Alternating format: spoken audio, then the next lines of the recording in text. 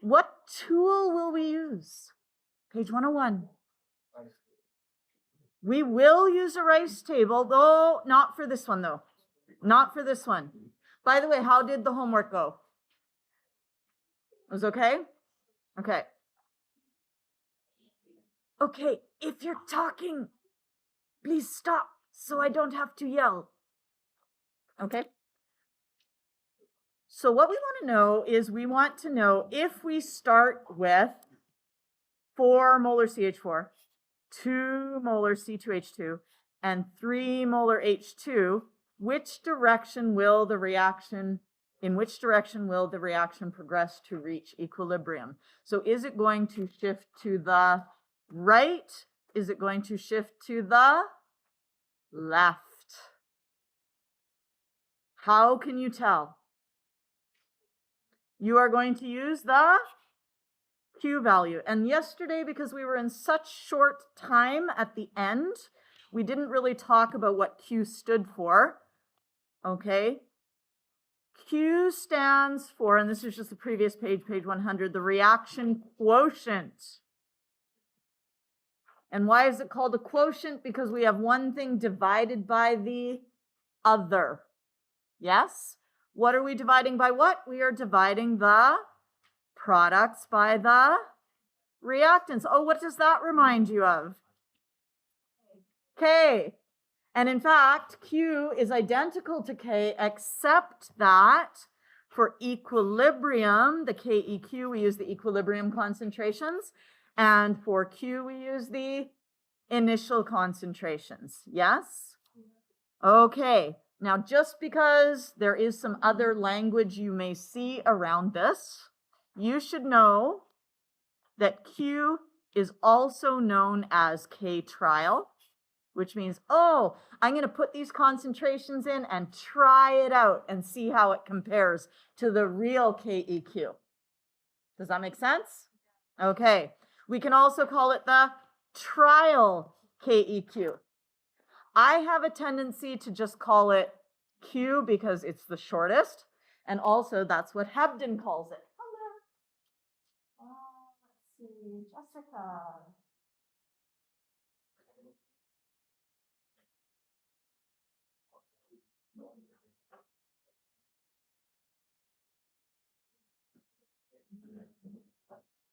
All right, so let's go and do a Q.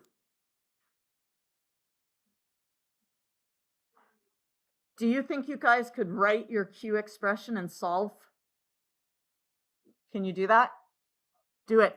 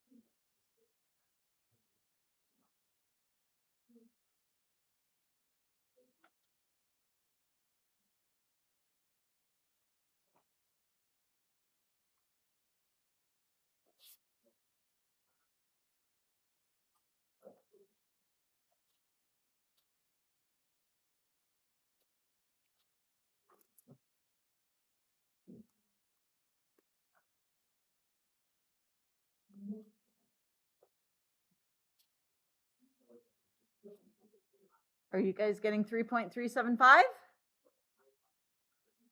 Yeah? You know what I forgot to write in here? I forgot to write that these are the, what does that little I stand for? Initial concentrations. I should have done that.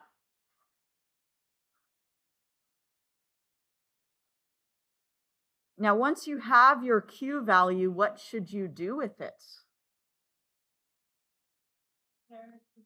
You compare it to K. So what you're going to do is you're going to write down Q, which is 3.375. And then you're going to leave a little blank for greater than, less than, or equal to. And then we have KEQ, which is, well, goodness, I hope the question gave it to us. Otherwise, we can't do this. Oh, they did. 0.154. 0.154. So is Q greater than or less than KEQ? Greater than. That means that the concentration of products over the concentration of reactants, is that too big or too small? It's too big. You don't actually have to write this part over like the too big part. You just have to say, therefore, the system will shift left.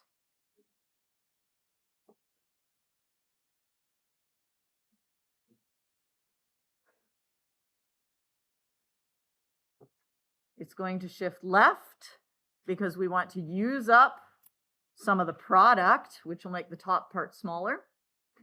And we want to make some reactant because that's going to make the bottom part bigger, which will make the whole thing, the whole Q get smaller until it reaches the value of KEQ. Is good? Yes.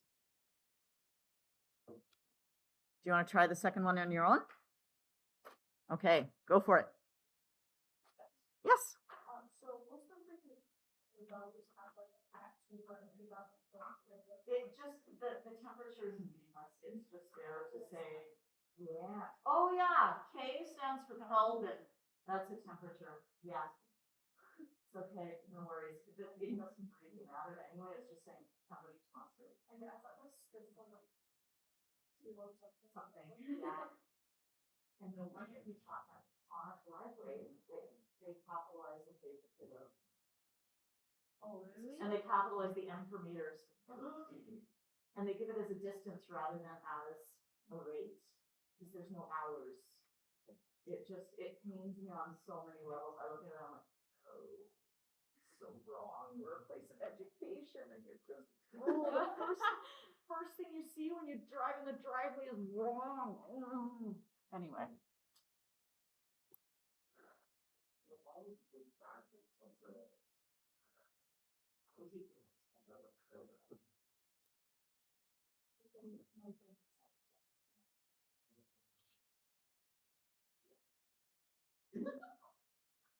You know, we just saw that with the last year. So I think this is what I want to do is just sing it in my head. Or out loud, whatever it is. Out loud makes me happy. I still use that song. It is helpful. Also, my head is that's like an album.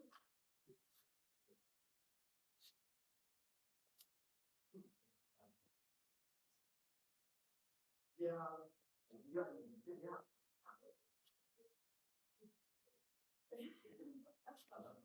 Oh, what am I doing? Go.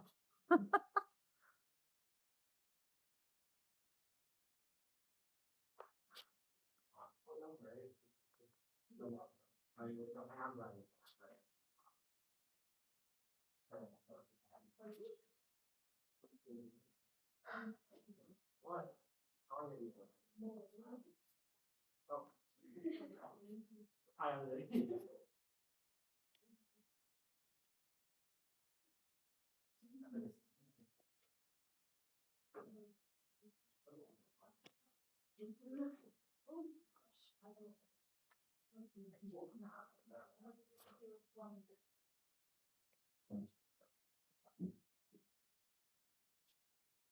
Now, hopefully you guys noticed that it was in a 5-liter container. Oh, whoopsie. Okay, always read the whole question if you missed that. It does not matter because we are just doing a comparison. Okay? Sig figs are not really too important here.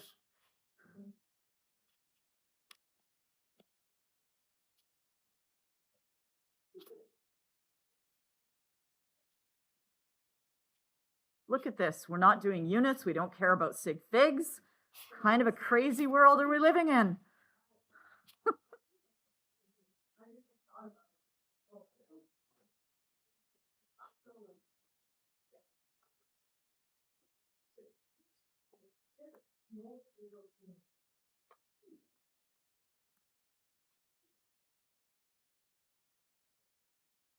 Did I do that right?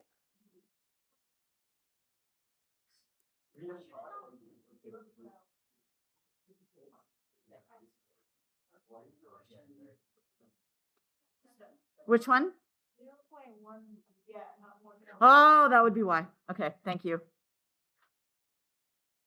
Why are you not erasing? Okay. 0.100.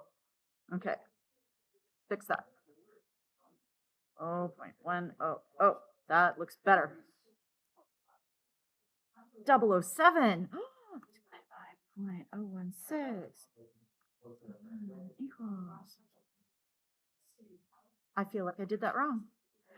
0.007 times 0.016 divided by 0.1 equals.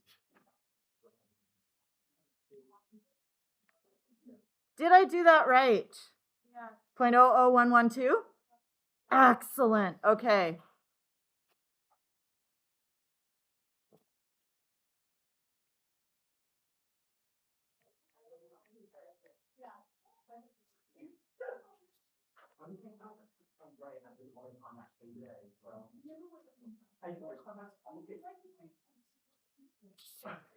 Do you have a pair of glasses? I have like more since grade 1. Okay. Now, you should just have a pair of glasses and like stick them in your backpack in a case. And then you can just throw them on. And you can get pretty cheap glasses from like Zenni Optical. Zenni. Okay. Zenni Optical. Very cheap glasses. All right, sounds good. Okay, you can get them for like, I mean, I pay a little bit more for mine because I've got like progressive lenses and all that stuff, but the frames themselves are like super cheap. All right, And the lenses, if you don't need anything fancy, you can get pretty cheap. Okay? Firmoo is also good. Firmoo. I like their I don't know, but these are where I get my online glasses. That's why I have like 7,000 pairs of glasses because they're so cheap. Every time I get a pair, I'm like, let's get 2. Let's make it a pair of sunglasses. Whoa. Okay. Is Q too small or is Q too big? Q is too small. The products over the reactants is too small. And therefore, what do we need to do? Therefore, it will shift to the right. The system will shift right.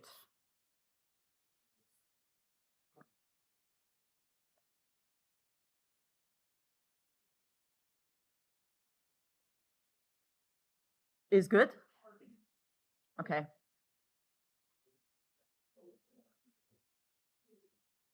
Let's check the next question.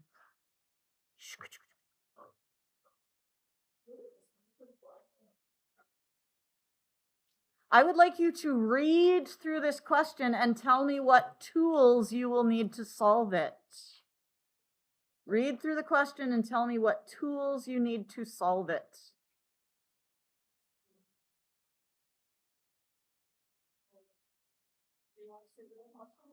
You can start the question if you want to, but I want to know that you know what tools to use first.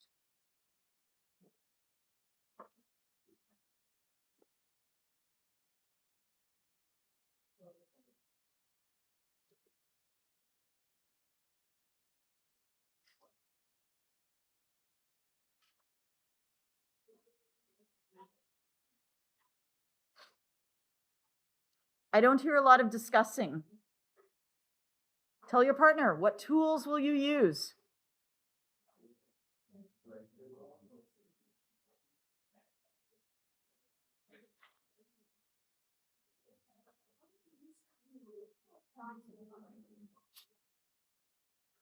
Now, what do we got? When equilibrium is established. Yes? So what does that tell us? We are not yet at equilibrium, and so therefore, what is one of the tools you will use? You will use a race table.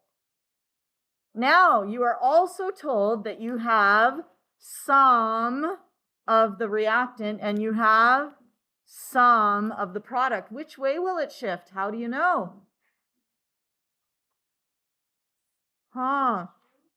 We're going to use Q, but let's just take a look at our rice table to start with. Here's our R, SO3, NO, SO2, NO2, gas, gas, gas, gas, ICE. Can I put in 0.50 moles into this table? Is that okay? These have to be molar. Now, fortunately for us, what is the volume in this case? 1 liter, so it actually ends up being the same number. And if we don't write the unit, then we're good to go. Okay, but in our last question, when we had that 5-liter container, you have to make that change to molarity.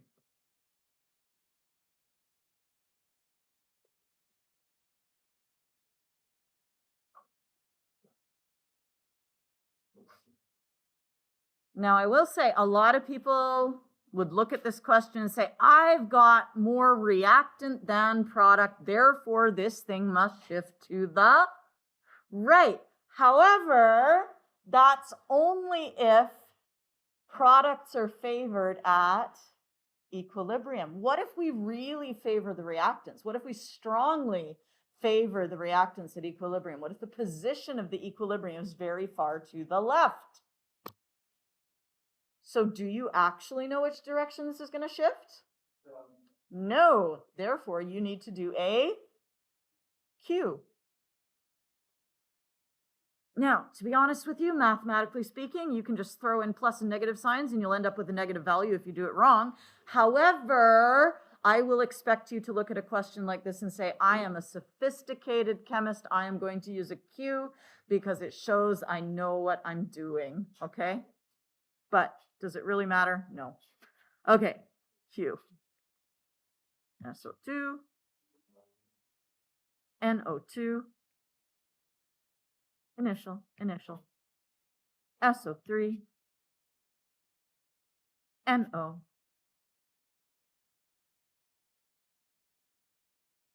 And also, every once in a while, Q is equal to KEQ. There is no shift, and you'll have saved yourself a ton of work.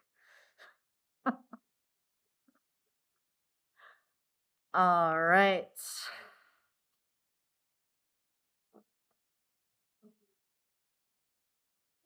Yeah.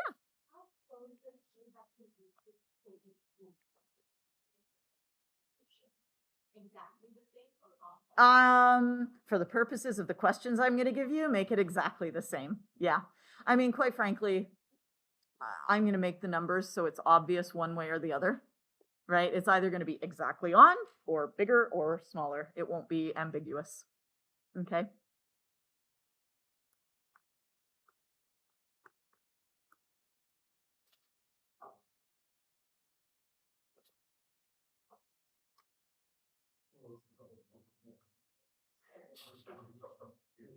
Did you guys get 0.36 for Q? Yeah. Yay, I did a question right. Good job. You should give yourself a pat on the back every time you get a question right. You should be like, oh, look at me go.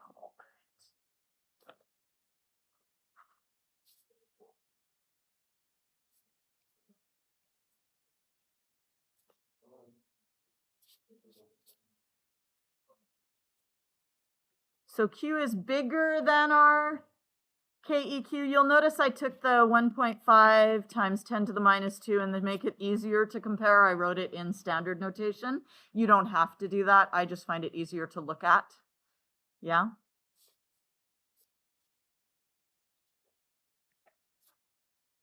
If KEQ is too big, which way will it shift? It will shift left, yes. Okay.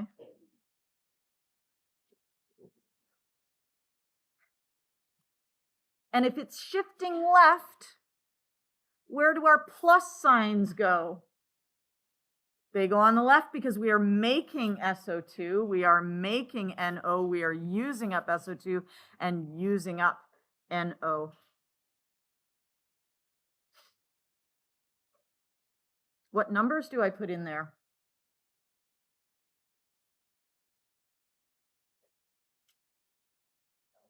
X.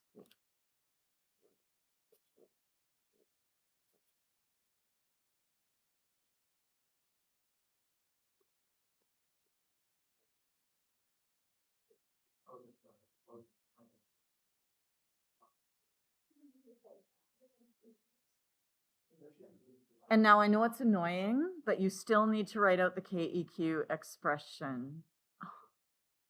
I know it looks like just like the Q, but I promise you're only going to get one of these questions, okay? So you're not going to be doing this like over and over and over.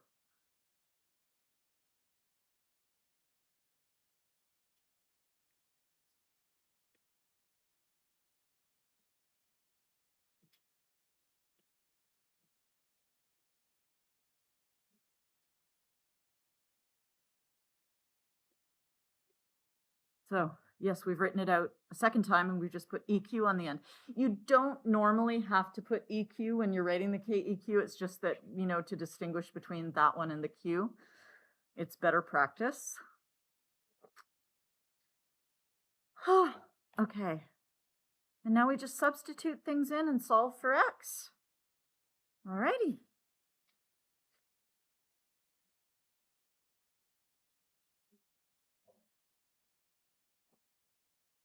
Let's see if I can do it right this time. I made a total botch of it in the other class.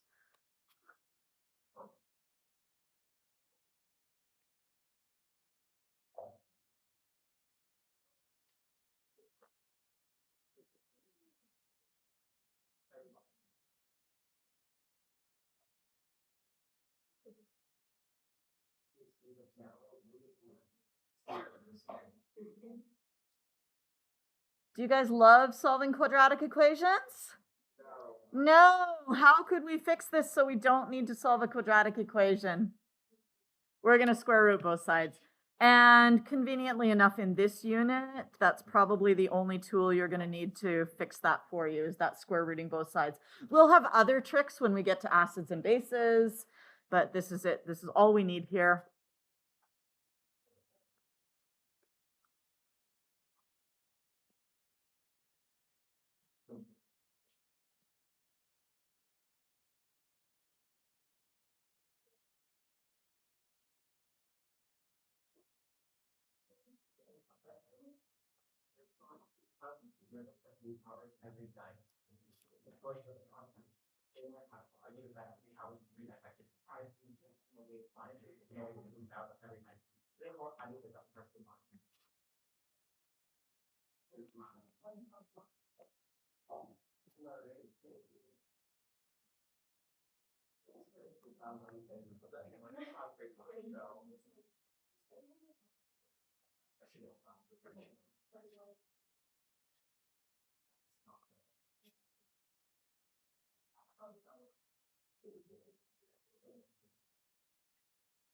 Did I put them there? Oh, look at me. Look at me doing it wrong already. That's a plus sign there. Okay, there we go. That's better.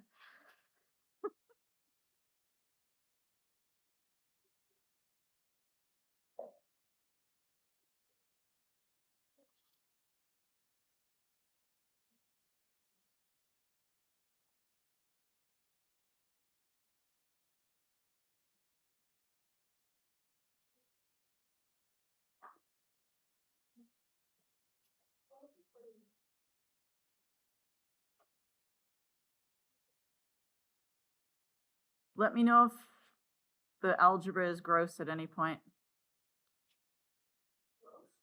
Well, I don't know if you're like looking at it and you're like, I don't know how you did that.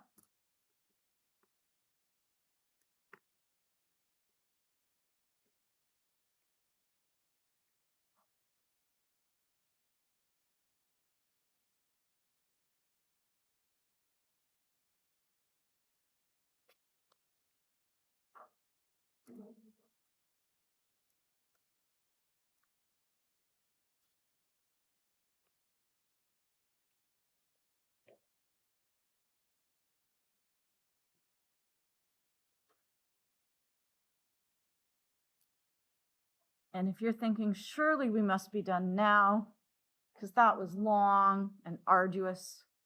Do you guys know the word arduous? Arduous means hard work. Oh my goodness, this lesson is so arduous. I'm working so hard. Yeah, I actually need to go back and say, what was the question asking me for? What was it? It was the equilibrium concentration of SO2, which is 0.30 minus X. So, whew, okay, concentration of SO2 at equilibrium is 0.30 minus X, which is 0.30 minus 0.2127.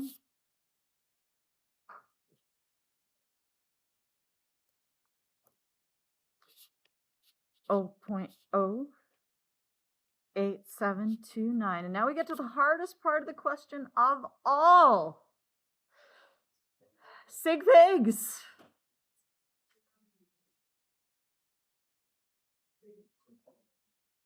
How many sig figs?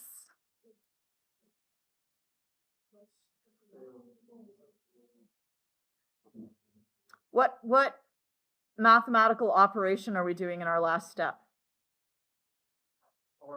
We are subtracting. Oh, what's the rule when you subtract? Least number of decimal places or your first uncertain digit. So decimal places, 2 decimal places. 1, 2 decimal places. That's our first uncertain digit. So we're going to have to round it there. So that is going to round to 0.09 molar. Okay? Look at us reviewing our subtraction rule. Yes. Oh, like a billion? Right? You know, like probably you're not going to get a question that's this long, like on a test, maybe on a quiz because it focuses on like that one thing. Do you know what I mean? But yeah, I don't think you'd get one like this on a test because it would take up too much of the test time. Yeah. If we were to just cut some of all of that math out. You do not need to show any of this. If you can just, I'm showing it because, right? What if you get stuck and you're like, oh, right? And I had someone come up here after the last block and I got the wrong answer. I don't know why. And it was because they had lost this one along the way somewhere. They'd just forgotten to write it down. And I could see that because I could see their algebra. So it is helpful, you know, in terms of getting part marks or corrections or whatever. I can be like, oh, there's your problem, right? But I don't need you to write out all those steps. That's crazy, okay? So do as much of it as you need. All right, there's some exercises here, but you're going to do those on the weekend, okay? Because right now we're going to talk about the value of KEQ and how can we change a KEQ. Is there anything, this is page 104.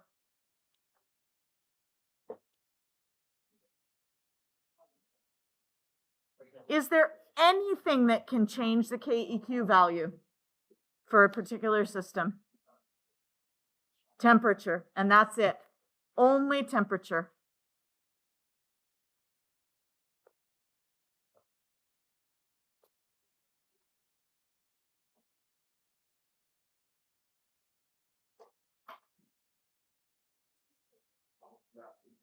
So, if we change the concentration, we will get a shift, but there will be no change in the KEQ. It will shift in order to bring the value of K, the value of Q back to KEQ. Okay? So it will stay the same. Pressure. Again, you will get a shift, but only if there's a different number of gas molecules on each side, right? Only if there's a different number of gas molecules on each side.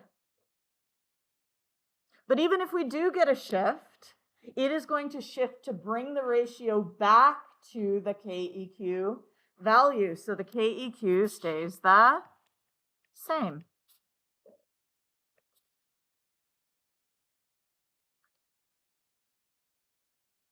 But if we change the temperature, we will get a shift and the KEQ will change.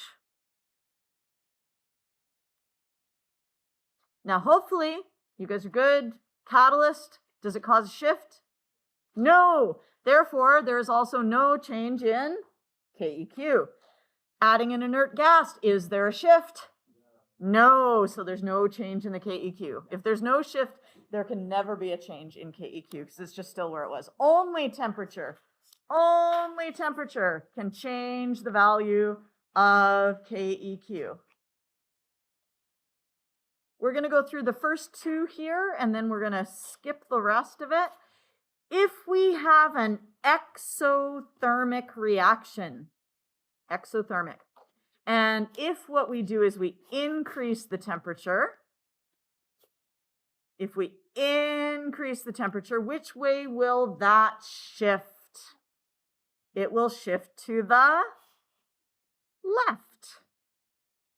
Now, I would like you to tell your partner the explanation for that shift in terms of Le Chatelier's principle.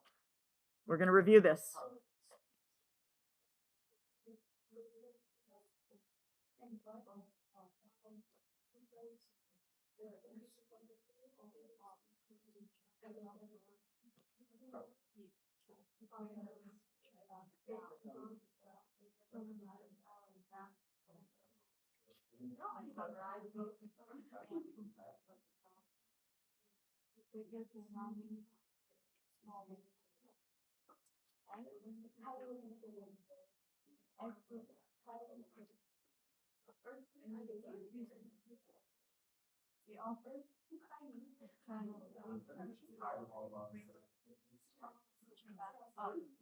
So here's one possible way of writing the explanation. The system will shift left in order to, if we're shifting left, are we releasing heat or are we absorbing heat?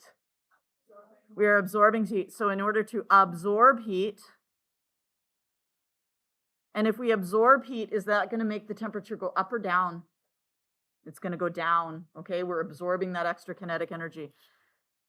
In order to absorb heat and bring the temperature back down. Okay, so that's this one here.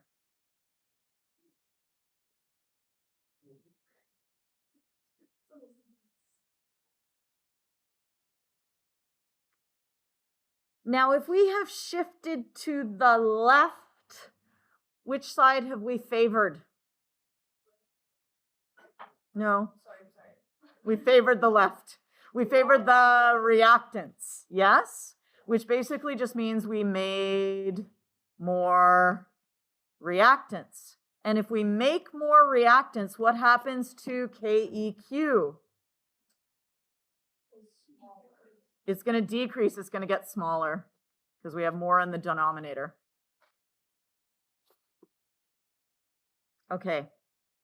Again, if we have an exothermic reaction and we decrease the temperature, so we're going to put our downward arrow here, which direction will that cause it to shift? That's going to cause a shift to the right. Please explain that to your partner in terms of Le Chatelier.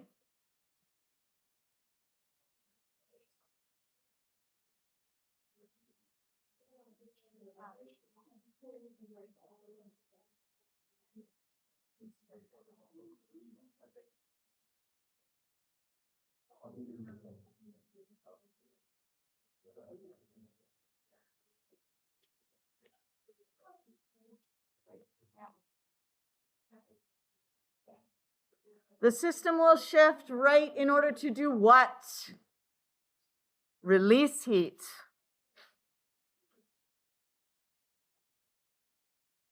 And if it's releasing heat, what is it doing to the temperature?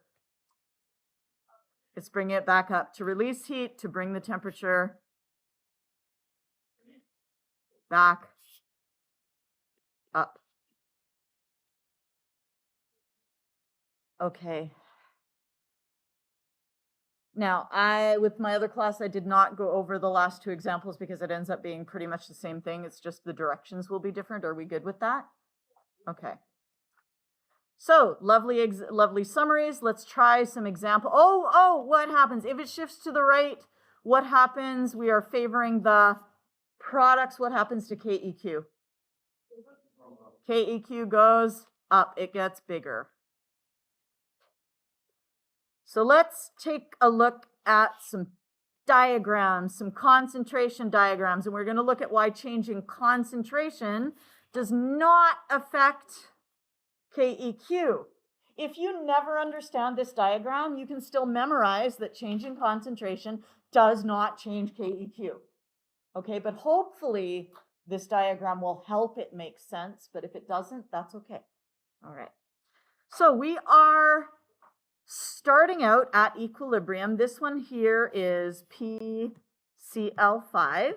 This one here is PCl3. And this one here is Cl2. Initially, we are at equilibrium. So that means that our Q is equal to our KEQ.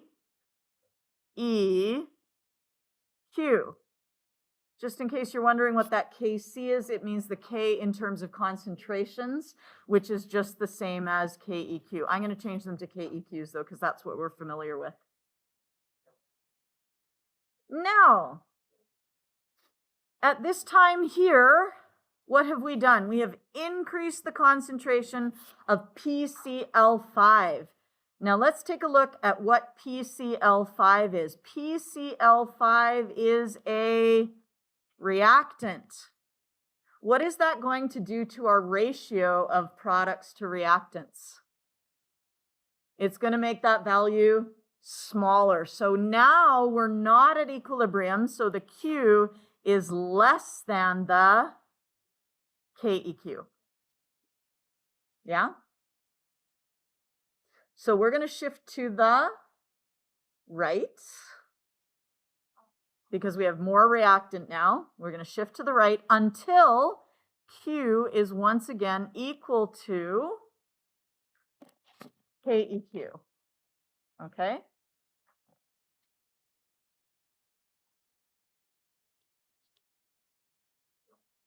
So let's compare our PCl at our new equilibrium with our PCl5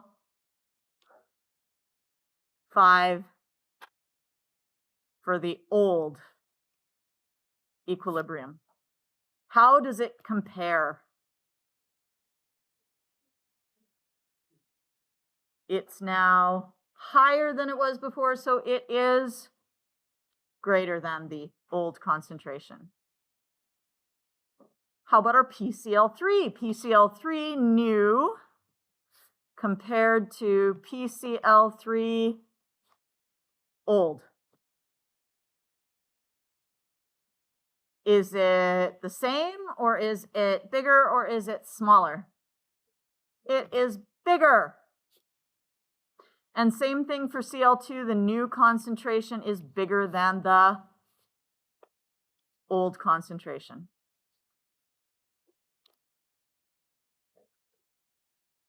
So what have we done? We now have a bigger number times a bigger number over a bigger number. Now you're just going to have to believe me, unless you want to actually do a Rice table and do the calculations on this, that this ratio will end up being the same as the original ratio because the top got bigger and the bottom got bigger, so the ratio remains the same. Okay?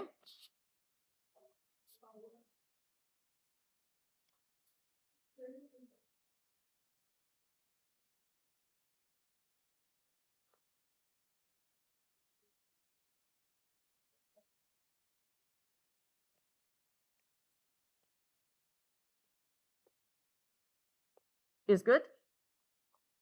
Like I said, if this doesn't make sense, if this graph is just like confusing you, you can just ignore it and say concentration does not change KEQ.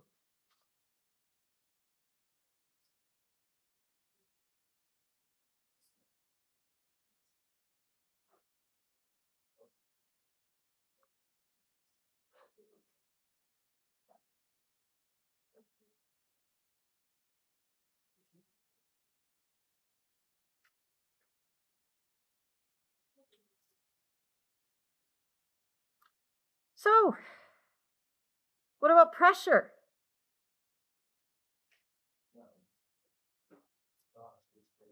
Does not change KEQ, why not? Let's say we decrease the volume of the container. The volume has been decreased. What happens to all the concentrations? If we decrease the volume, all of the concentrations increase. Okay, so they go up and up and up.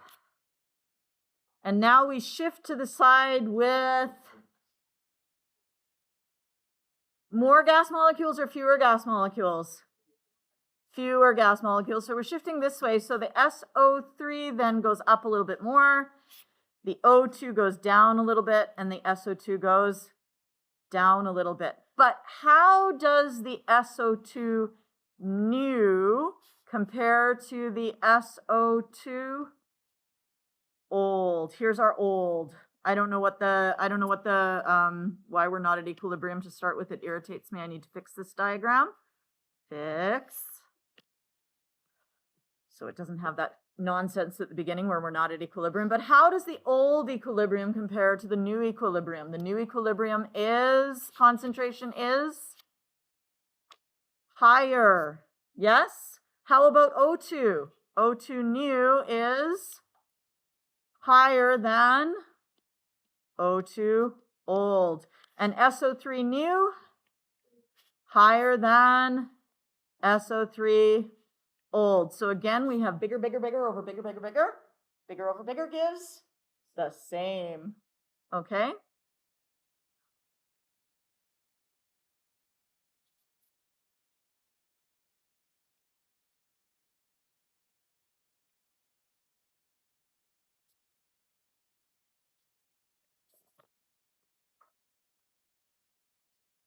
You do not need to explain this, but it just helps you kind of maybe visualize it a little better.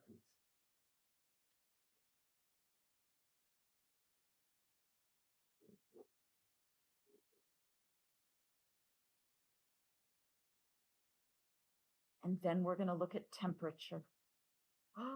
Because temperature is the one that does change the KQ. Okay. Do you recognize that this is a temperature change causing that shift? Yeah. How do you know that that was a temperature change? No spike. There's no spikes, okay?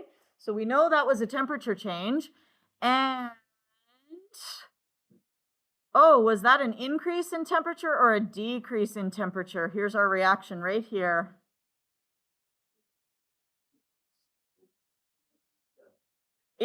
Which way has the reaction shifted? Right, because we have made NH3. So what is it doing by shifting? It is releasing heat. Why would a system want to release heat? To counteract a decrease in temperature. Okay? So anyway, there we are. Little review of your quiz there. Okay? So now we say, okay, what is going to happen to my KEQ? What can I say about my NH3 new compared to my NH3 old? It's higher.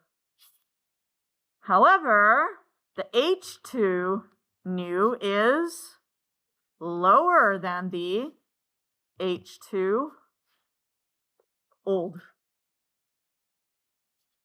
The N2 new is lower than the N2 old. And if that's the case, what we now have is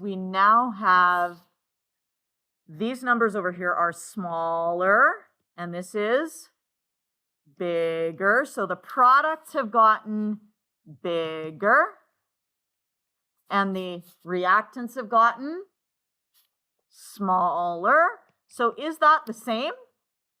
No, not the same.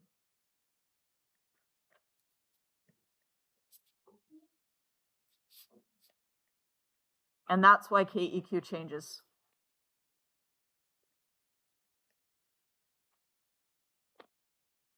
Is good? Okay. All right. We're not going to go, oh yeah, are we? Are we? No, we're going to do that some other time. What did I actually get through in my other class? Let's see. I think that's as far as we got.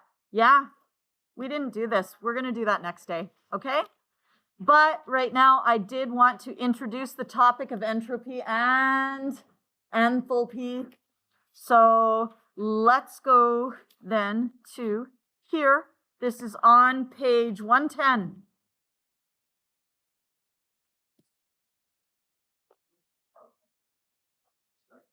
And by the way, your quiz on Monday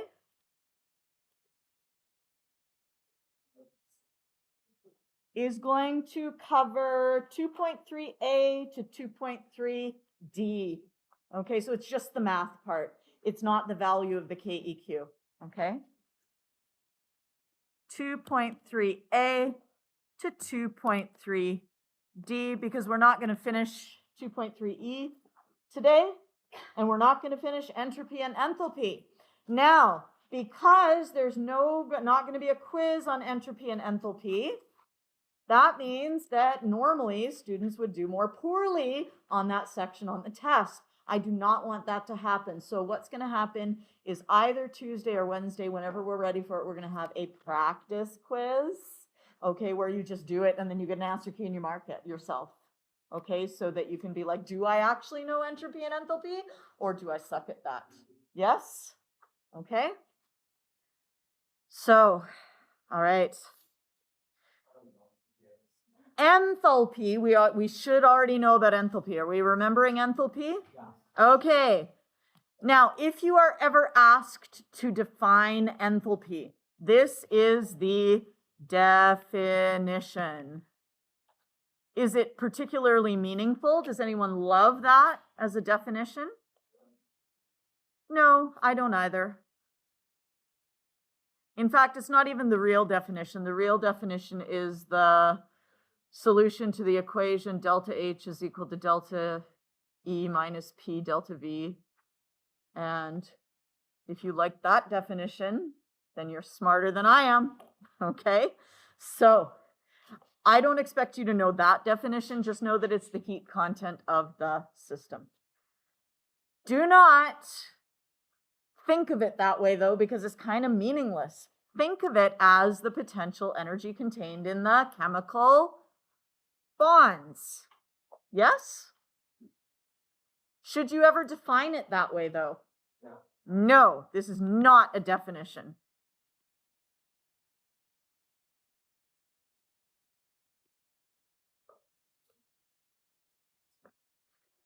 All right, now we're going to talk about why things sometimes end up at equilibrium and why sometimes they end up going to completion.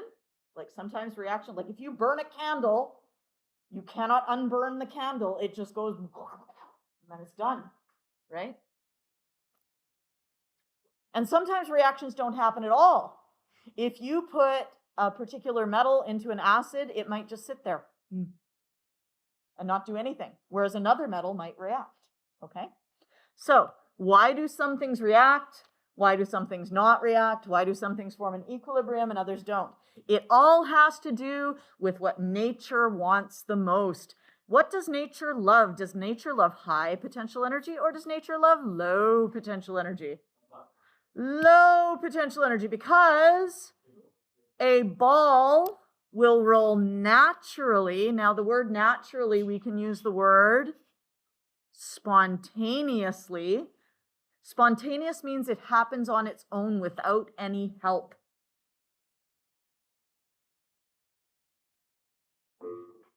Please excuse for the interruption. For any students who participated in the home-free Friday, you may go to the multi-purpose room right now. For any students who participated in the home-free Friday, you may go to the multi-purpose room right now. Right? Because if I put the ball at the top of the hill, it will just roll down. Whee! Yes? No help needed. But if I want to make the ball roll up the hill, I need to do some work. Okay? If the ball is at the bottom of the hill, it's not going to just roll up on its own. We need like a little person here pushing that little ball, right? That is a non-spontaneous process. It does not happen on its own.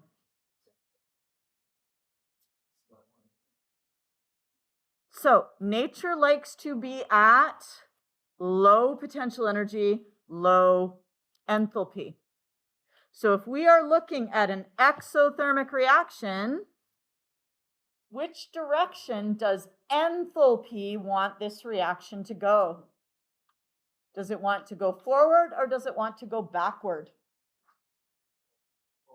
It wants to go forward because it wants to end up here. This is low potential energy, and this is favored.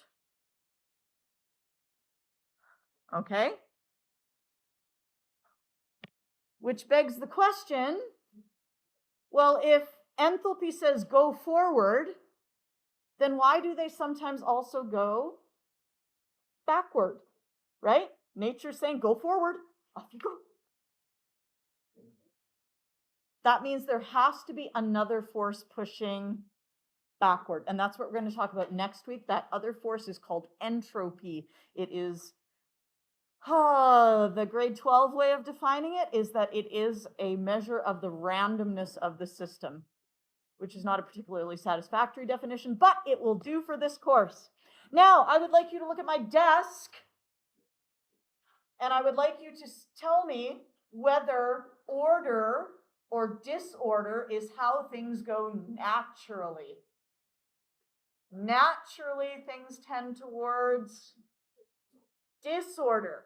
In order for this to be ordered, what do I have to do? I have to do some work. I have to say, oh, this book should not be here. It should go down here. Look at me getting my post-school stuff done right now. Oh, this pen should go away. Okay? And I would have to do all the work to clean all that up. Now, your homework, let's see if I have it written down on my other page, is, there we go. Did I write it down somewhere useful? Let's see. I'll just toss it up in Teams. Is that good? Because I don't know where I've put it. Yep, I'll throw it up in Teams, and then you don't need to sit around here waiting for me to figure it out. Okay. But the big deal is that your quiz is on Monday, and I do have some pages in Hebden. There's like a million questions if you want to do them. You probably don't want to do them all. Do every third question or so. Okay?